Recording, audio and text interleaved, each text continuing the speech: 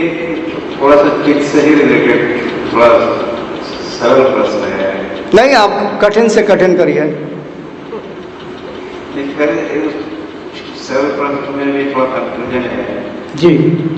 आपने चित्त की भूमि को बताया है कि जो कर्माशय है वही चित्त की भूमि है। कर्माशय है वो चित्त की भूमि है, ऐसा मैंने नहीं बताया है। चित्त की कर्माशय से ही चित्त की भूमि तैयार होती है। हाँ, ये बताया है।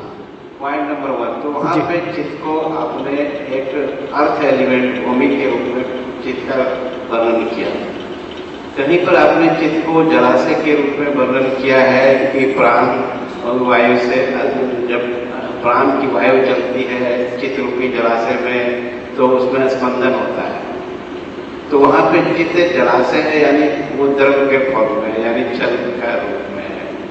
फिर जब आप झोपड़ी का उदाहरण दिए हैं कि जैसे सरिया सब दिखने लगता है तो उसके चित्ताकाश, नीचे भी आकाश पूरा, ऊपर भी आकाश, और जब वो चित्त पर उस वक्त चित्ताकाश का जिक्र हुआ है तो वहाँ पे चित्त आकाश के एलिमेंट के रूप में आपने वर्णन किया है।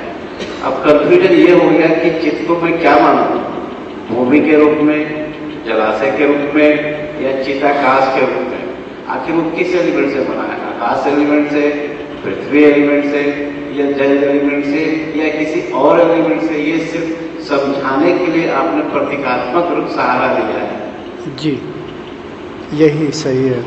जैसे मैंने अभी थोड़ी देर पहले किसी साधक को कुंडलिनी के विषय में बताया था, किताब में भी लिखा अपने और वीडियो में भी बताया कि कुंडलिनी जब साधक के शरीर में जागृत होकर के ऊर्ज होती है, जागृत होते समय वो विभिन्न रूपों में दिखती है।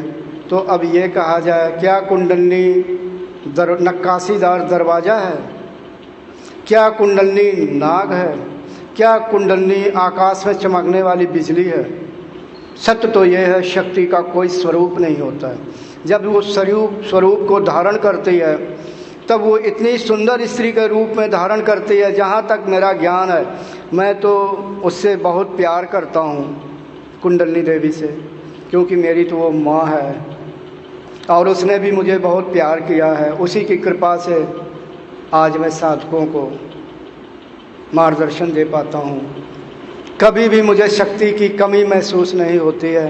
निश्चय ही वो मेरी माँ हमसे बहुत प्रेम करती है। जैसे नहीं कहते हैं कि माँ से कुछ मांगो तो माँ बेटे के लिए दे देती है जो भी उसके पास होता है।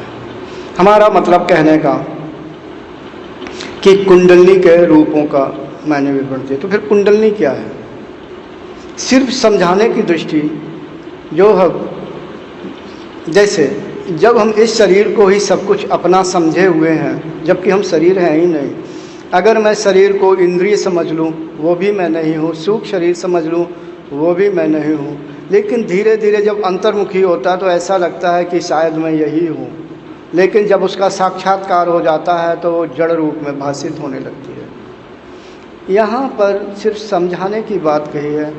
जो चित्त की वृत्तियाँ होती हैं वो जलाशय के रूप में, नदी के रूप में, समुद्र के रूप में ऐसा दिखता है, ऐसा भाषित होता है यानी साधक को। इसलिए कहते हैं कि इसका अर्थ ये है, अगर चित्त की वृत्तियाँ स्पष्ट दिखने लगें तो फिर तो कोई गुरु का अर्थ ही नहीं रह जाएगा।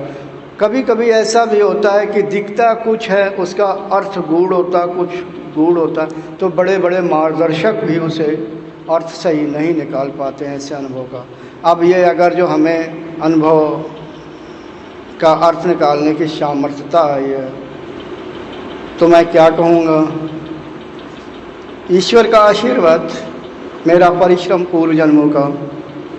अगर गौर करें, मैं अपनी तारीफ नहीं करता हूँ, ये नहीं, लेकिन सिर्फ समझाने की दृष्टि से कि जो लोग कह देते हैं सहस्त्रार चक्र के लिए, जब सहस्त्रार चक्र जिस जन्म में विकसित होता है, ऐसे साधक को, योगी को जानने में, कुछ भी चीज़ जानने के लिए शेष नहीं रह जाता है।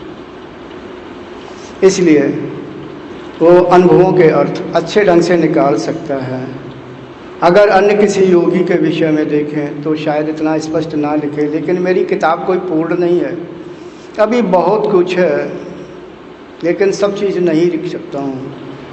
कुछ तो ऐसी चीज़ें हैं कि हमें बिल्कुल मनाही कर दी गई, नहीं ये चीज़ में रोक रही है अभी। बहुत चीज़ों को मैं तो बताने के लिए होता, बहुत से लोग ही कह देते अपने अनुभव बताओ, ये ना बताओ वो ना बताओ, मैं ऐसा नहीं मानता खुले।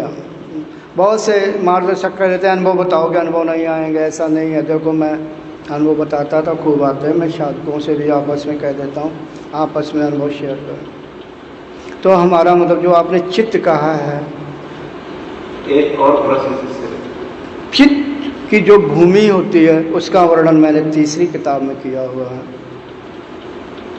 तो जब चित्त की भूमि होती है तभी तक चित्त पर कर्माशय बनते हैं। जब ये ऋतंभरा प्रज्ञा का प्राकट्य होने वाला होता है तो ये चित्त की जो भूमि होती है, ऐसा लगता है जैसे ये आरसीसी लेंटर होता है, इस तरह का है, और उसी पर कर्माशय एकत्र होते रहते हैं।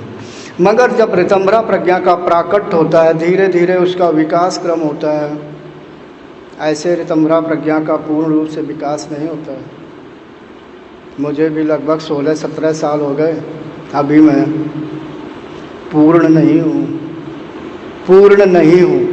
ऐसे भी योगियों को जानते हैं कि उन्होंने हमसे भी ढेरों साल लगा दिए, बहुत साल लगा दिए पूर्ण होने में। Thanks for watching. Remember to like, comment and subscribe.